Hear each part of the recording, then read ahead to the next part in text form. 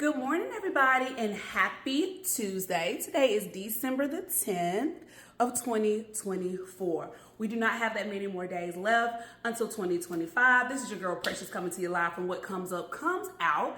And I'm going to kick off this, Tuesday with Yippee-Ki-Yay, Merry Christmas, from one of my favorite movies, at least the first two. The other two, sometimes you can be hit or miss with these series, but I like Bruce Willis. If I'm not mistaken, those are the first two movies or how I came to know who he is. Some of you may know, excuse me, he's not in the public's eye because of health.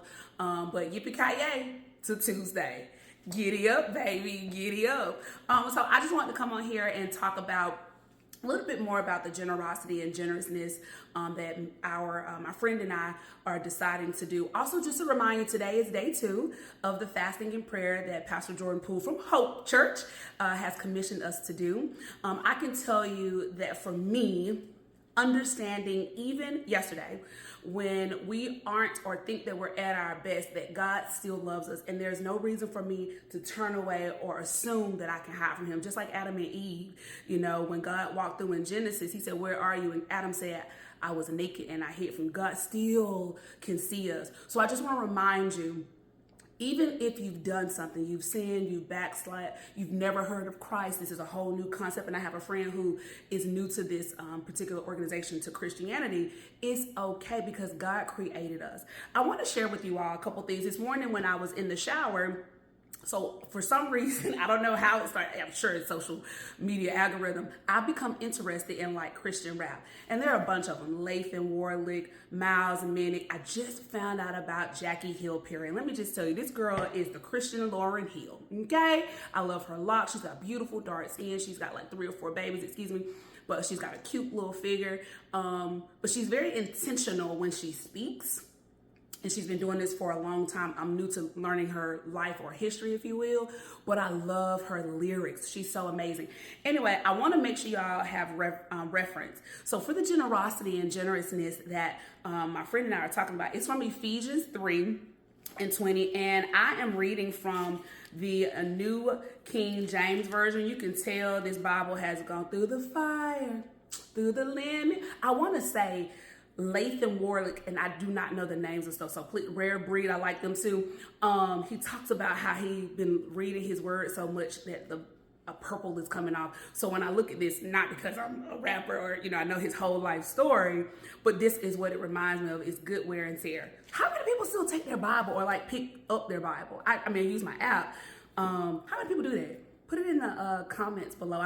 It's something about touching it and feeling it, right?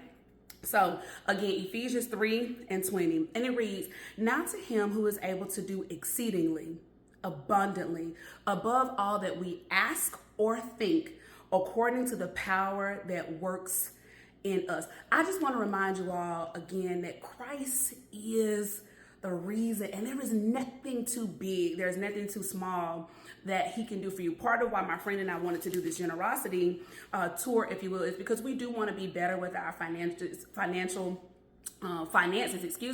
and better stewards, right?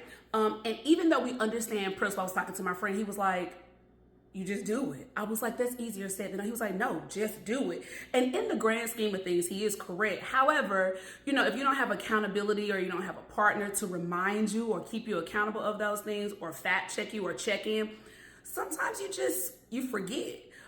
Or you're not able to be consistent. So I like the fact that my friend and I are intentional.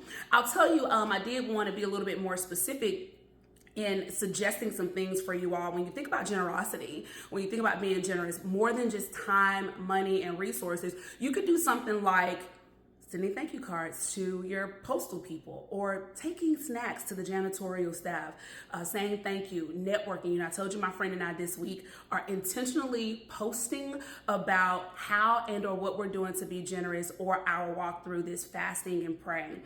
So I want to challenge you all to continue to share in the comments on what you're doing.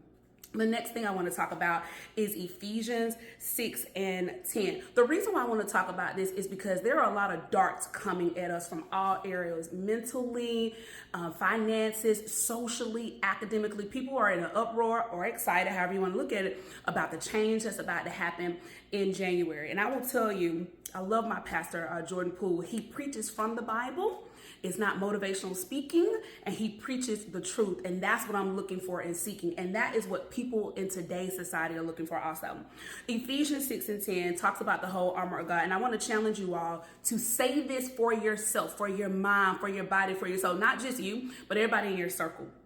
Finally, my brethren, be strong in the Lord and in the power of his might. Put on the whole armor of God that you may be able to stand against the wiles of the devil. For we do not wrestle against flesh and blood, but against principalities, against powers, against the rulers of the darkness of this age. There's darkness, against spiritual hosts of wickedness in the heavenly places. 13. Therefore, take up the whole armor of God, that you may be able to withstand in the evil day, and having done all to stand. When I make it to heaven, I want Christ, Father, I want him to say, well done. 14. Stand therefore, having girded your waist with truth. We need the truth. Sugarcoating it, dressing it up to make it look and feel is a lie. Having put on the breastplate of righteousness, and having shod your feet with the preparation of the gospel of peace. One of the other things that the world needs is we want peace. We talk about it, but what does that look like? Above all, taking the shield of faith with you. Taking the shield of faith with which you will be able to quench all the fiery darts of the wicked one. You got to make sure you know this word. Even if it's new to you, go to Psalms because that is a book of praise. 17, and take the helmet of salvation. Christ died for us. There is nothing that you can do that will cause Christ to say, I don't want you. Nothing, whatever that is, whatever that deep, dark secret that nobody knows about or everybody knows about, Christ still died for you. And the sword of the Spirit, which is the word of God. Again, praying always and with all prayer and supplication in the Spirit, being watchful to this end with all preservation and supplication for all the saints. Perseverance and supplication for all the saints. So this just goes back to us fasting and praying. If this was too much for you, it's okay. There are a lot of different studies, different versions, amplified version. There's the New Standard. Find the version that works best for you. But I just want to encourage everybody that you are worth fighting for. You are a person of great altitude and divine purpose. So don't let anybody, even the voices in your head, make you feel like you can't, that you're too far gone. You have not gone too far down that Alice in Wonderland hole where nobody, specifically Christ, cannot still use you, okay? So please be generous. Put it in the comments. Please share. If you decide to pay for somebody's food or groceries, you have no idea how much that can help. My bishop at our winter mixer this Saturday that we had for seminary, he talked about he's from this area that in all his years, he's a military guy, nobody ever invited him to church. So I want to invite you from Precious, Aquinas, Ava, whichever name you prefer to call me. Just let me know you found me on social media. I want to invite you to Hope Church where the word is preached and you can come as you are. I assure you we will not be judging. We will not tell you that you can't come. You're not welcome. That's not true. And you can sit beside me. Now I can get a little loud doing praise and worship because I really do believe like that's important to me to worship Christ. I won't belabor our goodbye. I just want to say, in case nobody told you today, you are worth it.